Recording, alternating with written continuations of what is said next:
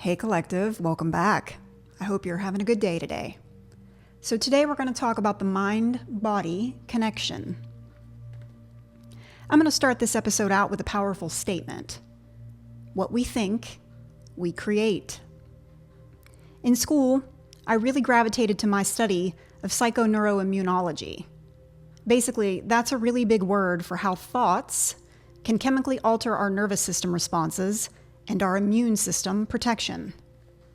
So friends, it's scientifically proven that your negative thoughts and beliefs can and do affect our bodies and overall health. In 2021, I started to really not feel well. It was right after COVID. I couldn't sleep. I learned insomnia was a real thing. My body was achy. Every single joint was hurting, popping incessantly.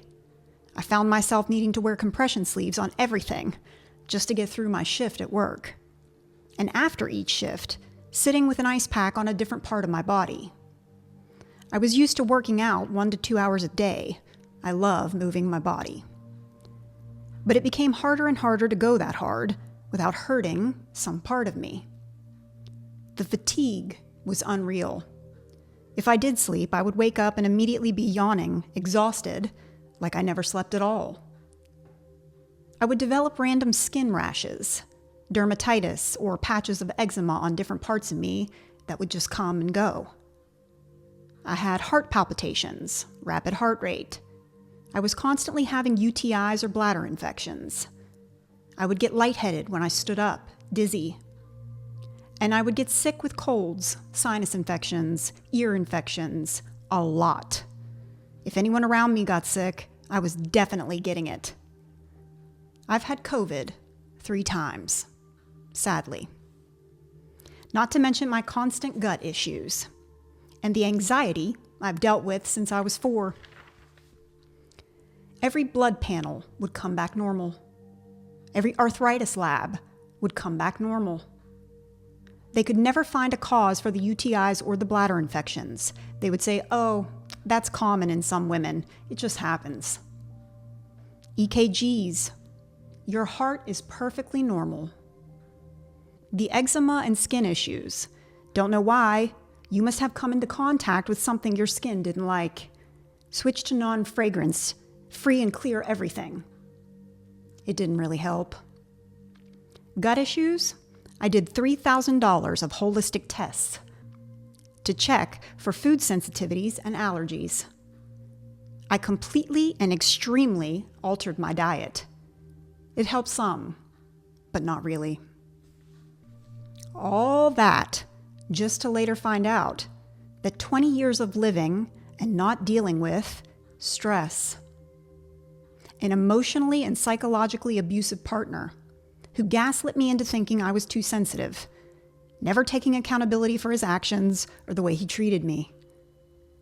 Constantly being blamed for everything, and the many, many, many mind games. Suppressing all those feelings of sadness, unfairness, unworthiness, unhappiness, anger and fear, and not feeling good enough to be given to equally. Being made to believe I had to be the giver.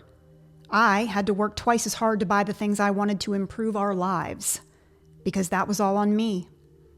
So I was basically forced to live in my masculine energy, never able to receive in my feminine. And yes, in the bedroom too. And finally being discarded, like trash in the end. In other words, I always had to wear the pants in the relationship because I've never known a man who'd let me wear a skirt. Throw in 22 years of chemical stress from working in a hair salon, and it was my body screaming at me that something was very, very off. From the inside out, I had been living in a state of chronic stress for so long, my nervous system had been trapped in fight or flight, which switches on to protect you from perceived threats.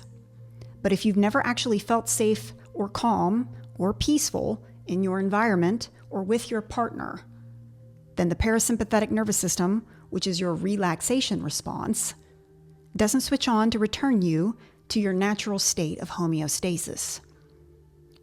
So my body was literally rejecting my life. So living in constant fight or flight looks a little like this: rapid heart rate, muscle and joint tension and pain, digestive issues, feeling dizzy, chronic tension, irritability and anxiety, sleep disturbances, and even hypervigilance. I checked every single box.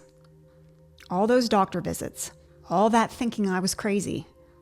And the last place I thought to look was at my home life. My internal thoughts and feelings. My job that was no longer resonating with me, but I felt bound to for an income. Because yes, I may have had a husband, but that doesn't mean I had support or someone to rely on. All that to say, it's scary, but sometimes it pays to get really honest with yourself. Don't wait too long like I did.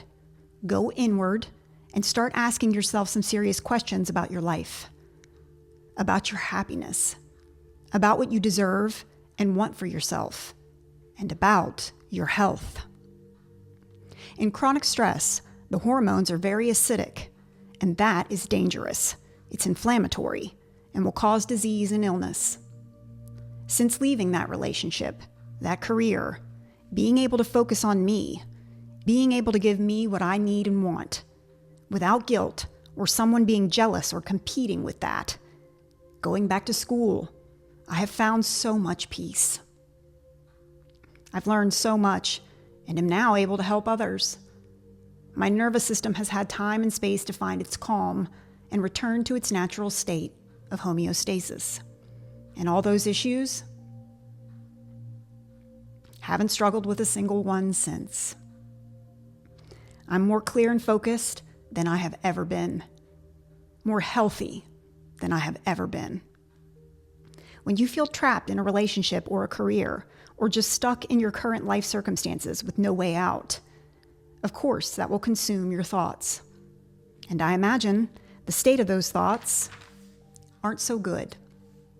85% of our thoughts are negative, and 95% of our thinking is unconscious, and the same thoughts we had as the day before. So it's no wonder most of our thoughts are negative, because they're repeating the pattern over and over. That's a very small window to become conscious of what we're actually saying to ourselves. Remember, what we think, we create. Be kind to yourself. Do whatever you need to do to get and stay positive. Take time to take care of you. If you truly want change, your thoughts need to align with what you say you want. Until we understand what the negative mental programming is that underlies your thoughts, fears, and worries, you can want to create change all day, but your reality won't align with your beliefs. That right there is the crux of the problem for creating change. And I'll leave you with this. Everything we think in our mind, we feel in our bodies. Thoughts and feelings influence our physical health. Chronic stress weakens health. When you think negative thoughts, you will feel it a certain way in your body, and it's less likely to feel energized, open, awake, and light. Our bodies want us to be well. Our bodies want us to be happy. Our bodies want us to be healthy. So clean up your thoughts. Let go of unruly thinking and attachments to the past. Don't beat yourself up over it. Just become more aware of it. We all have a natural healing force within us. If we understand how it works, we can use it to our advantage and assist our bodies to be as well as they possibly can be. Until next time, friends, keep healing. See ya.